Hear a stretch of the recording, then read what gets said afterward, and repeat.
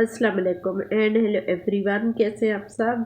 मैं उम्मीद करती हूँ कि आप सब ठीक होंगे और दुआ भी करती हूँ कि अल्लाह ताला आप सबको हमेशा हंसता मुस्कुराता हुआ रखे, आमीन।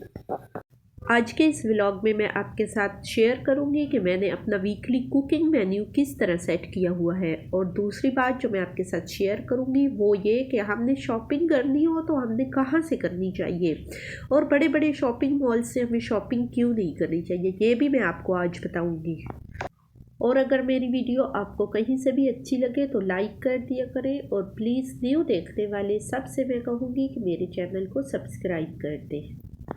सब्ज़ी वाला तकरीबन डेली ही हमारे घर के सामने से गुजरता है। मैं क्या करती हूँ, उससे 3-4 किस्म की इकट्ठी सब्ज़ी ले लेती हूँ। फिर रोज़ ये नहीं सोचना पड़ता कि आज क्या पकाई जाए, क्योंकि फ्रिज में कुछ ना कुछ पड़ा हो तो पकाने का आइडिया खुद ही आ जाता है। सब्ज़ी लेने के बाद मैं पहले उसे अच्छी तरह वॉश करती हूँ और फिर फ्रिज में रखती हूँ। और अगर ज़रा सी भी सुस्ती कर ली जाए ना, फिर या तो सब्ज़ी सारा दिन किचन में पड़ी रहती है या हम वैसे ही उठा के फ्रिज में रख देते हैं और फिर अंदर से कोई ख़राब टमाटर आलू कुछ भी निकलता है तो वो भी अलहदा कर दिया जाता है। और दूसरी बात यह है कि सब्ज़ी को हमेशा वॉश करके रखें। पिछली दफ़ा भी मैंने आलू ज़रा सुस्ती की थी, धोए वगैरह रख दिए, तो ये देखें बास्केट का हशर आपको नज़र आ रहा होगा। इसलिए मैं बास्केट को भी साफ़ करके धो के और इसे खुश करने के बाद फिर इसमें दोबारा जो है सब्ज़ी रखूँगी। अच्छा, हमारे घर के आसपास 2-3 सब्ज़ी की शॉप्स भी हैं, लेकिन मुझे इन फेरी वालों से सब्ज़ी लेना ज़्यादा पसंद है। एक तो पहली बात यह है कि इनसे मैं खुद ही सब्ज़ी ले लेती हूँ बाहर निकल के और अपनी मर्ज़ी से हम जो भी चाहें चुन लें। और दूसरा यह है कि इनकी सब्ज़ी जो है ना वो फ्रेश होती है। इनकी सब्ज़ी रोज़ की रोज़ जो है वो बिक जाती है और ये डेली की डेली फ्रेश सब्ज़ी ले आती हैं। और दुकान वाले क्या करते हैं, उनकी सब्ज़ी अगर हफ्ता भी पुरानी हो ना तो वो क्या करते हैं, डेली के डेली फ्रेश सब्ज़ी में बासी सब्ज़ी भी मिलाते जाते हैं। क्योंकि अक्सर मैं जब भी बच्चों को दुकान पे भेजूँ कोई सब्ज़ी लेने या मेरे हस्बैंड ले आए तो उसमें ज़्यादातर ख़राब सब्ज़ी होती है।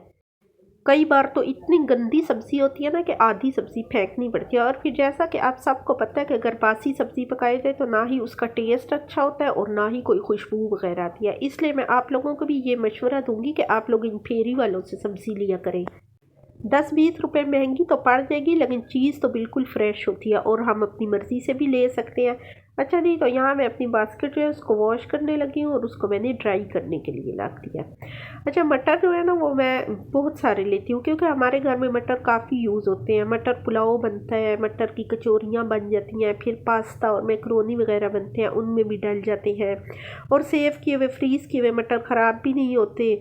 सब्ज़ी बनाए, मिक्स सब्ज़ी बनाए, मटर आलू तो मटर काफ़ी सारे यूज़ होते हैं। इसलिए जब भी मैं सब्ज़ी लेती हूँ ना तो मटर फ़ौरन छील के और उनको धो के फ्रीज़र में सेव कर लेती हूँ। सब्ज़ी जब भी मैं लेती हूँ ना तो उसको साथ साथ ही मैं सेव कर लेती हूँ, क्योंकि अगर ज़रा सी भी रख दी जाए ना, थोड़ी सी देर हो जाए तो फिर सुस्ती हो जाती है। या तो वैसे ही हम उठा के शापर समेत फ्रिज में रख देते हैं, फिर वो पड़ी रहती है 1-2 दिन तक, शापर में ख़राब भी हो जाती है।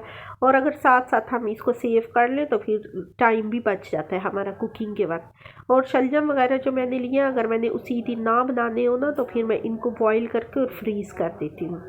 अच्छा जी, तो आज मैंने बनाने थे मूली के पराठे। ये मैं फ़र्स्ट टाइम ट्राई कर रही थी, आज से पहले मैंने कभी भी नहीं बनाए थे। तो मैंने काफ़ी सारी मूलियाँ भी ख़रीद ली थी और साथ में मैं पत्ते जो हैं वो भी डालने लगी हूँ, क्योंकि मुझे मूली के पत्ते बहुत ज़्यादा पसंद है। और कहते हैं इनमें बहुत ज़्यादा फ़ायदे होते हैं, आयरन जो है वो पूरा होता है, मैग्नीशियम और काफ़ी सारे जो है ना इसके फ़ायदे हैं। अच्छा, लोग क्या करते हैं, वो मूली को क्रश करके और उसका पानी जो है वो गिरा देती हैं और कच्ची मूली के पराठे बनाती हैं। लेकिन मैंने सोचा कि मैं इसको पकाऊंगी, इसका पानी भी नहीं फेंकूंगी, उसको ड्राई कर लूँगी। अब यहाँ साथ ही थोड़ा सा ऑयल डाल के मूली, उसके पत्ते और सारे मसाले डाल दूँगी और हल्की आंच पे इसको रख दूँगी ताकि इसका पानी भी ड्राई हो जाए और इसका गल भी जाए। तो मैं फिर इसके पराठे बनाऊँगी मिक्सचर को ठंडा करके। मैंने सोचा कि अगर मूली का पानी गिरा दिया जाए तो इसके सारे विटामिन और ग़िज़ाइयत तो ज़ाया हो जाएगी। क्यों ना मूली को उसके पानी में पका लिया जाए, क्योंकि इसके फ़ायदे भी हमें हासिल हों। अच्छा जी, तो यहाँ मैंने सारे मसाले जो हैं वो ऐड कर लिया। अब मैं मिक्सचर को पका के ठंडा कर लूँगी। और आज मैंने लंच में बनाने थे मूली के पराठे और ये मैं फ़र्स्ट टाइम ही बना रही हूँ। आज से पहले मैंने कभी भी नहीं बनाए। वैसे मूली का सालन बनाते रहते हैं, लेकिन मूली के पराठे जो है ना वो मैं फ़र्स्ट टाइम ही ट्राई कर रही हूँ। और आज मैंने थोड़ा सा बाहर जाना था बच्चों के साथ, कुछ शर्ट्स लेने, कुछ जैकेट्स लेने, क्योंकि 1-2 साल हो गए मेरे बच्चे जो है ना वो जीन्स की जैकेट्स मांग रहे हैं। तो मैंने काफ़ी बाज़ारों में देखा, ढूंढा भी सही, लेकिन मुझे नहीं मिली। आज बाहर से गुजरते हुए मुझे एक शॉप में जीन्स की जैकेट दिखाई दी, तो मैंने उनसे कीमत पूछी, वो काफ़ी रीज़नेबल थी। तो मैंने सोचा शाम को बच्चों के साथ आऊँगी तो फिर उनको अपनी पसंद की जैकेट्स लेके दूँगी। और यहाँ आटा गूंदने के लिए जब मैंने बाल्टी खोली तो आटा भी तकरीबन ख़त्म हो चुका था। ये देखिए हमने चक्की से आटा लिया था, इसमें कितनी सुंडियाँ जो हैं वो पड़ गई हैं। अगर हम सफ़ेद आटा लें ना तो उसमें कीड़े वगैरह नहीं पड़ते, लेकिन चक्की से जब भी आटा लें क्या चक्कर है पता नहीं, इसमें कीड़े जल्दी पड़ जाते हैं। सूखी रोटियाँ मिलाते हैं या क्या मसला है। बहरहाल मैंने आटा गूंद लिया, अब मैं रेडी करने लगी हूँ मूली के पराठे। मिक्सचर बहुत ही मज़े का बना था और बहुत ही अच्छी खुशबू आ रही थी।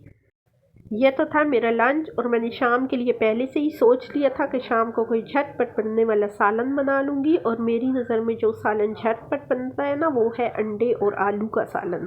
और मेरे बच्चे भी काफ़ी पसंद करते हैं अंडे आलू का सालन। और सर्दियों में वैसे भी अंडे बच्चों के लिए फ़ायदा मंद है, अगर उन्हें 2 टाइम भी खिला दिए जाए ना नाश्ते में या 2 टाइम रात के सालन में, तो इससे कोई भी नुकसान नहीं होता। तो मैंने सोचा चलो शाम को बाहर भी जाना है, जब वापस आऊँगी तो जल्दी से कोई सालन बना लूँगी। तो ये देखिए मेरे मूली के पराठे जो हैं वो रेडी हो रहे हैं और बहुत ही मज़े की खुशबू आ रही थी। हम ख़वातीन के जहन में ना एक टाइम के काम के साथ साथ काफ़ी काम चल रहे होते हैं कि हमने शाम को क्या करना है, कल क्या करना है। तो इसके साथ साथ हम एक काम कर रहे होते हैं, लेकिन काफ़ी सारे और काम हमारे जहन में चल भी रहे होते हैं। तो मैं भी यही सोच रही थी कि कल मैंने मशीन भी लगानी है, आज मैंने बेडशीट वगैरह भी चेंज करनी है, और साथ में मैंने फिर डिनर में क्या बनाना है, और टाइम से बाहर भी जाना है और टाइम से घर भी आना है। तो सारी जो रूटीन है उसको मैं अपने जहन में साथ साथ सेट भी कर रही थी। तो ये देखें हमारे बहुत ही मज़े के मूली के पराठे तैयार हो गए हैं। मिर्चें मुझसे थोड़ी सी तेज़ हो गई थी, हम लोग को इतनी तेज़ ज़्यादा मिर्चें नहीं खाते। मैंने हरी मिर्चें भी डाल दी थी, लाल मिर्च भी, तो थोड़ी सी मिर्चें तेज़ हो गई थी। खैर दही के साथ खाए तो वो इतनी महसूस नहीं हुई। अच्छा जी, तो अब शाम का टाइम हो चुका है, असर की नमाज़ मैंने पढ़ ली है, और अब मैं चेंज करने लगी हूँ अपने सारे कमरों की बेडशीटें, क्योंकि मैंने कल मशीन लगानी है। तो जब भी मैं मशीन लगाती हूँ तो एक दिन पहले ही सारे बिस्तरों की बेडशीट्स वगैरह भी चेंज कर लेती हूँ, पिलो कवर वगैरह भी चेंज कर लेती हूँ, टावल वगैरह जो है वो भी चेंज कर लेती हूँ, क्योंकि मैंने पहले से ही मशीन लगानी होती है। और बच्चों की छुट्टियाँ हैं, वो सुबह इतने जल्दी उठते नहीं हैं, तो फिर बेडशीट्स वगैरह धोने से रह जाती हैं। इसीलिए मैं एक दिन पहले ही प्री प्लान करके सारी बेडशीट्स, टावल और पिलो कवर वगैरह जो है वो चेंज कर लेती हूँ। अगर किसी रज़ाई वगैरह का कवर धुलने वाला हो तो वो भी मैं उतार लेती हूँ और फिर दोबारा धो के प्रेस करके चढ़ा देती हूँ। और हफ्ते में एक बार ज़रूर ही जो बेडशीट्स, टॉवल्स, पिलो कवर्स वगैरह है ना उन्हें चेंज कर लेना चाहिए, क्योंकि एक तो साफ़ सुथरे बिस्तर पर बैठकर ताजगी का एहसास भी होता है और सारी थकावट भी दूर हो जाती है। और दूसरा, कई हफ्तों तक एक ही बेडशीट बिछी रहे तो फिर देख देख के भी दिल ज़रा उकता आ जाता है। अच्छा जी, यहाँ मेरा बिस्तर सेट हो चुका है, और अब मगरिब की नमाज़ पढ़ने के बाद हम आ चुके हैं बाहर शॉप पे बच्चों के साथ। और यहाँ काफ़ी अच्छी अच्छी जैकेट्स जो है ना वो काफ़ी रीज़नेबल प्राइस में लगी हुई थी। वैसे तो मुझे आम बाज़ारों में जीन्स की जैकेट नज़र नहीं आई, लेकिन जब भी हम किसी बड़े शॉपिंग मॉल में जाते हैं तो वहाँ ये जैकेट्स होती हैं, लेकिन इतनी महंगी होती हैं, 4000 5000, तो मैं देख के और छोड़ देती हूँ। और आज यहाँ इस शॉप पे मुझे बहुत ही अच्छी जैकेट्स बिल्कुल न्यू लग रही थी, साफ़ सुथरी थी और बहुत स्टाइलिश भी थी, तो मुझे बच्चों के लिए पसंद आई। तो यहाँ से हमने 2 जैकेट्स जो थी वो तकरीबन हमें 900 रुपये तक मिल गई थी। तो यहाँ से हमने 2 जैकेट्स और कुछ शर्ट्स वगैरह खरीदी। अच्छा, घर आने के बाद मेरे सर में कुछ हल्का हल्का दर्द हो रहा था, क्योंकि बाहर ठंड भी काफ़ी थी, ठंडी हवा भी चल रही थी। और हम पाकिस्तानियों के हर मर्ज़ का इलाज जो है वो चाय में ही है। चाय पी के हम दोबारा फ्रेश भी हो जाते हैं, सर का दर्द भी ख़त्म हो जाता है, थकावट भी उतर जाती है। और यकीन करें, जब सर्दी के मौसम में कोई गरम गरम चाय ला के बना के देना आपको और आप मज़े से बैठ के पिए, तो आपकी फ्रेशनेस जो है वो दोबारा से दोबाला हो जाती है और आप दोबारा जो है काम करने के लिए एक्टिव हो जाती हैं। अच्छा जी, तो मैंने अभी एक और काम भी करना था, वो था कि कपड़ों की कटिंग करनी थी। मैंने पिछले साल से कुछ कपड़े ख़रीद रखे थे, लेकिन वो सिलाई नहीं किए थे। तो मैंने सोचा कि आज उनकी कटिंग करके रख लेती हूँ और बाद में जब भी मैंने सिलाई करनी होगी, जब कपड़े कटिंग हो जाए ना तो फिर सीना बहुत आसान होता है। असल में जो मुश्किल काम होता है वो मुझे कटिंग ही लग रहा होता है। और जब भी कटिंग करें ना आप कपड़ों को बहुत अच्छी तरह प्रेस करें, क्योंकि प्रेस किए बगैर आपकी कटिंग जो है वो सही नहीं होगी।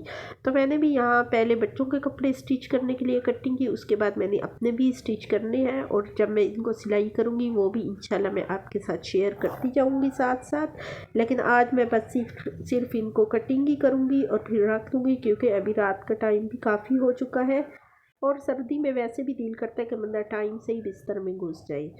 अभी मैं ये सूट कटिंग करके रख दूँगी और इंशाल्लाह जब इसको स्टिच करूँगी तो वो भी आपके साथ ज़रूर शेयर करूँगी।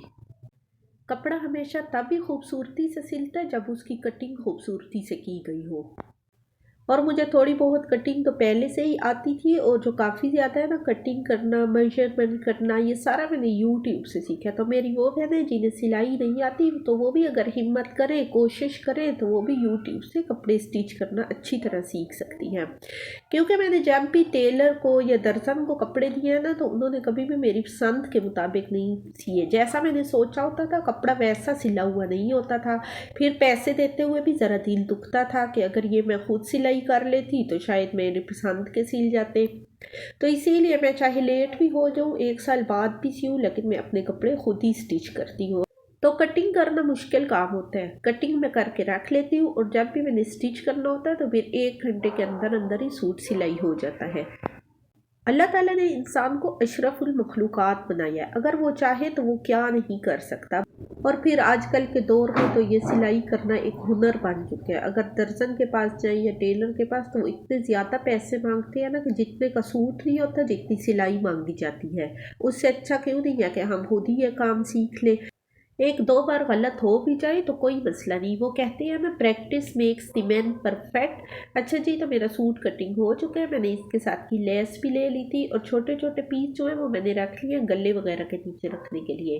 तो जब मैं ये सूट स्टिच करूँगी तब भी आपके साथ शेयर करूँगी। आज तक का मेरा व्लॉग यहाँ तक ही। आप मुझे दुआओं में बहुत याद रखें, अपना बहुत ज़्यादा ख्याल रखें। इंशाल्लाह मिलते हैं फिर नेक्स्ट वीडियो में, तब तक के लिए अल्लाह हाफिज़।